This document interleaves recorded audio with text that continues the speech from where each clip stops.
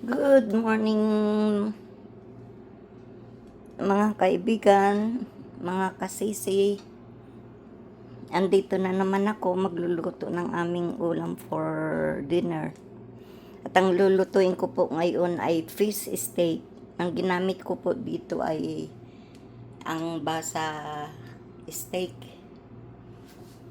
Ayan po, at lalagyan ko rin po siya ng talong. Pinirito ko na po ito, binabad ko ito kagabi sa toyo na may lemon at paminta at garlic powder, at pinirito ko po ngayong umaga.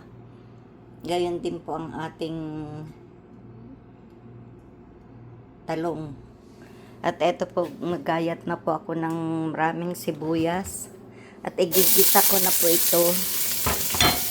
At pag okay na po ang sibuyas, lalagay ko na po ang ating fish, at saka lalagyan ko rin po ng pinagbabaran ko kagabi na toyo na may lemon.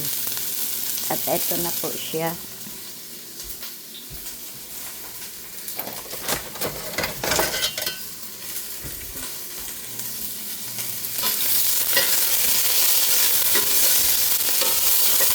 Ayan po, binigisa ko na po ito.